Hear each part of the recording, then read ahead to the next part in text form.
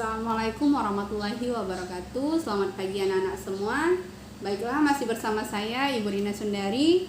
Oke, sebelum memulai pembelajaran, supaya pembelajaran kita hari ini berkah dan dirahmati oleh Allah Subhanahu wa taala, alangkah lebih baiknya kalau kita berdoa terlebih dahulu sebelum belajar. Oke, coba pimpin doanya dulu, Nak. Pimpin sama-sama ya. Bismillahirrahmanirrahim. Alhamdulillahi rabbil alamin. Ar-Rahmanir-Rahim. Maliki yaumiddin. Iyyaka na'budu wa iyyaka nasta'in. Ihdinas siratal mustaqim. Siratal ladzina an'amta 'alaihim ghairil maghdubi 'alaihim waladdallin. Amin. Alhamdulillah, semoga dengan berdoa apa yang kita pelajari hari ini bisa bermanfaat. Oke, sebelum memulai pembelajaran, alangkah baiknya kita mengabsen terlebih dahulu. Anak-anak hari ini ada yang gak masuk gak? Tidak ada? Semuanya masuk? Alhamdulillah, sebelumnya kita absen dulu Nak ya. Oke, Pipi ada Pipi? Ya, hadir. Winda ada? Hadir. Terus Sapna ada Sapna? Ya, hadir. Terus Ina ada? Ina ada. Nuraili? Oke, hadir semua ya. Alhamdulillah. Baiklah, sebelum memulai pembelajaran, di sini kita akan membahas tentang bersih itu sehat, yang mana submaterinya membahas tentang ayo belajar bertayamum. Nah, di sini ada tujuan pembelajarannya. Yang pertama, dengan memperhatikan gambar urutan tayamum serta video pembelajaran urutan tayamum, siswa dapat melakukan tayamum sesuai dengan syariat Islam. Tujuan pembelajaran yang kedua, yaitu dengan melakukan simulasi tayamum, siswa dapat mempraktekkan tayamum dengan benar. Yang ketiga, setelah melakukan diskusi pada LKPD, siswa dapat menyajikan hasil diskusi dengan menggunakan kalimat yang benar. Tujuan pembelajaran yang keempat, yaitu melalui kegiatan tanya jawab, siswa dapat menyimpulkan materi tata cara bersuci dari hadas dengan cara bertayamum. Oke, lanjut. Sebelumnya anak-anak di sini udah paham atau sudah mengerti apa itu bersuci? Iya, benar sekali. Jadi bersuci itu ada 3. Yang pertama ada dengan cara mandi, berwudu, dan juga dengan cara bertayamum. Nah, pada submateri ini kita akan membahas tentang bagaimana cara bertayamum. Nah, jadi pengertian tayamum itu sendiri, yaitu tayamum merupakan keringanan yang Allah berikan bagi orang yang kesulitan mendapatkan air atau bagi orang yang tidak diperkenankan menggunakan air dikarenakan sakit. Atau tayamum bisa dilakukan sebagai pengganti wudhu. Nah, jadi tayamum ini bisa dilakukan ketika seandainya dalam masa kekeringan dan kalian tidak menemukan air dimanapun. Terus tuh dalam keadaan kondisi sakit, itu juga boleh menggunakan tayamum. Yang ketiga itu ketika dalam perjalanan jauh. Oke, pada materi hari ini kita akan mempelajari tentang pengertian tayamum. Apa anak-anak sudah tahu apa itu tayamum?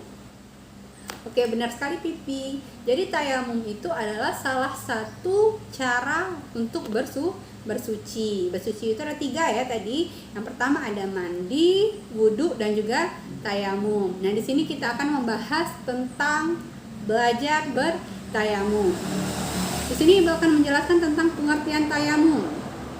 Jadi tayamum itu merupakan keringanan yang Allah berikan kepada orang yang kesulitan mendapatkan air atau bagi orang yang tidak diperkenankan menggunakan air karena sakit.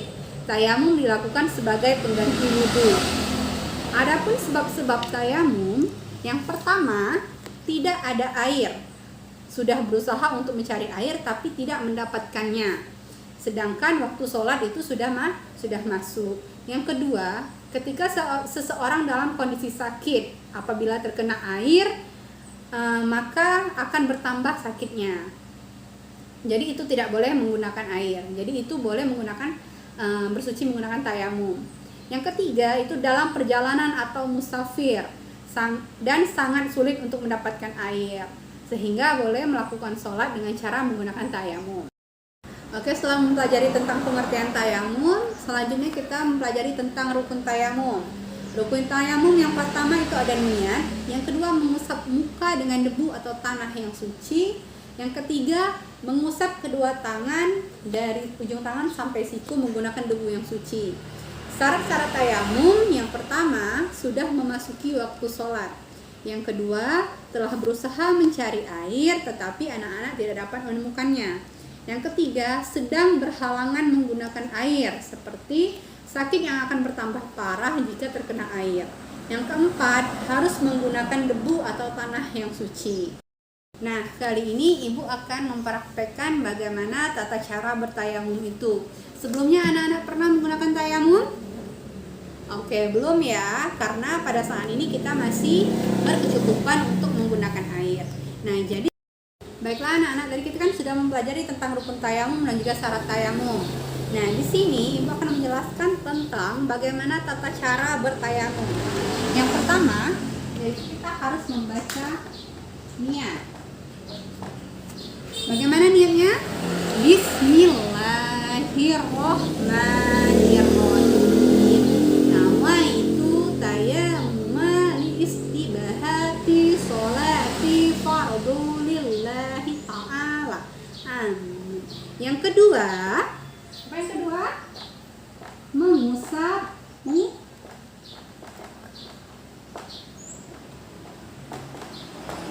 Nah, yang kedua yaitu mengusap muka dengan debu yang suci. Bagaimana caranya? Caranya kita harus mengambil debu yang suci, lalu ditepuk-tepukkan seperti ini, kemudian diusapkan ke wajah kita. Yang ketiga,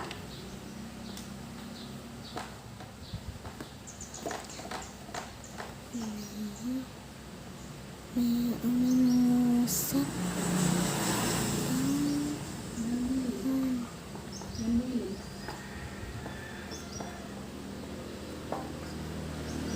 Nah, yang ketiga yaitu mengusap tangan dan juga siku. Bagaimana caranya? Kita harus mengambil debu yang suci, akan tetapi tidak boleh di tempat yang sama, karena di tempat yang tadi sudah terkena hadas ketika yang pertama. Nah, lanjut kita mengambil debu di tempat yang berbeda. Contohnya di sini. Ambil debunya, lalu ditepis-tepiskan kembali. Kemudian kita usap dari ujung tangan kita sampai ujung siku, kiri dan juga kanan. Yang terakhir yaitu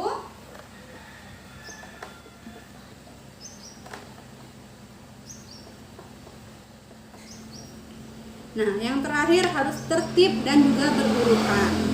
Oke, sudah paham anak-anak dengan tata cara bertayamum?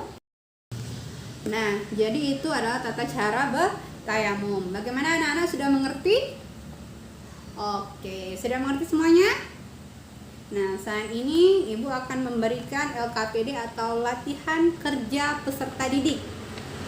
Sekarang kalian silahkan duduk menggunakan kelompok kalian masing-masing. Kita ada berapa? 15 orang ya? Nah, jadi tolong bikin 3 kelompok. Tugas kalian yaitu mengurutkan gambar atau mencocokkan gambar. Nanti Ibu udah print ya, Ibu kasih sama kalian. Mencocokkan gambar dengan urutan yang benar. Seandainya mengambil debu yang pertama, terus langkah yang pertamanya apa? Seperti itu ya. Oke, baik sekali, benar sekali, dan juga sudah bagus sekali untuk anak-anak yang kelompoknya semuanya sudah Ibu periksa, semua pekerjaannya sudah benar. Sepertinya anak-anak sudah paham apa yang dimaksud dengan tayamum, bagaimana urutan tayamum, dan kapan tayamum itu bisa dikerjakan. Nah, ini Ibu hapus dulu ya.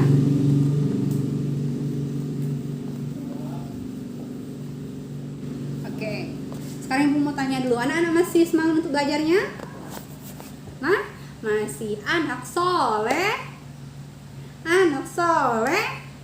Oke, masih semangat ya belajarnya ya. Nah, jadi untuk pembelajaran kita hari ini yaitu tentang apa tadi nak? Iya, benar sekali, tentang tayamum. Kapan tayamum bisa digunakan? Iya, benar sekali Pipi. Saat dalam keadaan darurat. Contohnya apa, Ina? Coba jelaskan, Ina. Iya, benar. Saat tidak menemukan air. Terus saat dalam perjalanan jauh dan juga ketika dalam kondisi sakit. Itu baru boleh menggunakan tayamum. Tayamum tidak hanya menggunakan debu ya, bisa menggunakan batu juga boleh. Seperti itu. Nah, jadi kesimpulan dari tata cara bertayamum yaitu pertama, berniat tayamum untuk melakukan sholat fardu. Ini kesimpulannya ya, boleh dicatat juga. Kedua, mengusap muka dengan debu yang bersih. Yang ketiga, letakkan 2 tangan pada debu dan usapkan ke wajah. Yang ketiga, mengusap kedua tangan sampai siku dengan debu yang bersih. Dan yang keempat, yaitu membaca doa dan juga tertib. Oke, selanjutnya itu tentang evaluasi pembelajaran. Di sini Ibu mau melihat siapa yang masih ragu akan jawabannya. Di sini Ibu ada soal pilihan ganda. Ibu akan mendektekkan soalnya. Kalian yang tahu jawabannya boleh angkat tangan ya. Yang pertama, keringanan yang Allah berikan bagi orang yang kesulitan mendapatkan air atau orang yang tidak diperkenankan menggunakan air karena sakit merupakan pengertian dari apa? A. Mandi, B. Tayamum, C. Wudu, D. Sholat. Oke, coba yang di belakang Winda. Apa jawabannya Winda? Oke, benar sekali. Jawabannya adalah tayamum. Soal yang kedua, yang lain dengarkan nak ya. Perhatikan uraian di bawah ini. Yang pertama, tidak ada air. Yang kedua, sudah berusaha untuk mencari air tapi tidak mendapatkannya, sedangkan waktu sholat sudah masuk. Yang ketiga, Islam. Yang keempat, sedang sakit. Apabila terkena air, bagian anggota tubuhnya akan bertambah sakit. Yang keempat, dalam perjalanan jauh atau musafir. Dari uraian di atas, yang termasuk hal-hal yang menyebabkan tayamum adalah nomor berapa?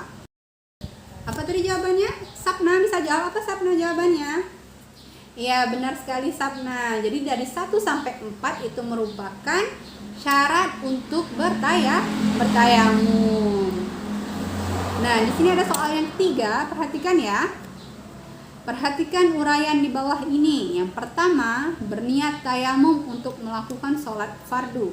Yang kedua, mengusap muka dengan debu yang bersih. Yang ketiga, mengusap kedua tangan dengan debu yang suci atau bersih.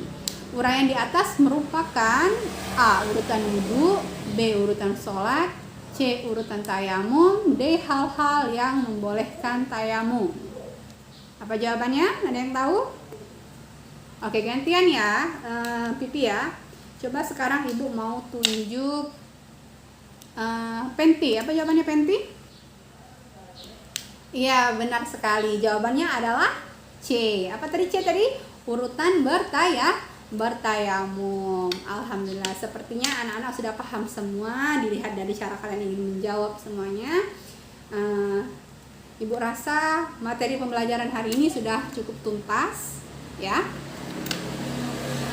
Jadi kesimpulan tayamum adalah tayamum hanya boleh dilakukan apabila tidak ditemukannya air di sekitar kita atau adanya suatu kondisi yang menyebabkan kita tidak bisa terkena air seperti terkena penyakit kulit atau sedang dalam perjalanan jauh atau musafir. Itu boleh melakukan bersuci dengan cara bertayamum. Oke, mungkin itu saja pembelajaran kita hari ini. Ibu rasa anak-anak sudah mengerti dan pembelajaran hari ini juga sudah cukup. Semoga apa yang disampaikan bisa bermanfaat bagi anak-anak dan juga bisa dipraktekkan nanti di suatu hari atau di lain waktu. Alhamdulillahirrabbilalamin, pembelajaran kita hari ini tentang submateri Ayo Belajar Bertayamum itu cukup sampai di sini saja. Lebih dan kurangnya Ibu mohon maaf, kepada Allah Ibu mohon ampun. Mungkin itu saja yang dapat Ibu sampaikan. Wabillahi taufiq wal hidayah. Wassalamualaikum warahmatullahi wabarakatuh. Bagaimana anak-anak masih semangat untuk belajarnya? Oke, masih kita berjumpa lagi di minggu selanjutnya dengan materi yang baru. Oke. Assalamualaikum warahmatullahi wabarakatuh. Mungkin itu saja yang dapat Ibu sampaikan pada hari ini. Lebih dan kurangnya Ibu mohon maaf. Kepada Allah Ibu mohon ampun. Wabillahi taufiq wal hidayah. Wassalamualaikum warahmatullahi wabarakatuh. Dadah, selamat berjumpa di pembelajaran selanjutnya.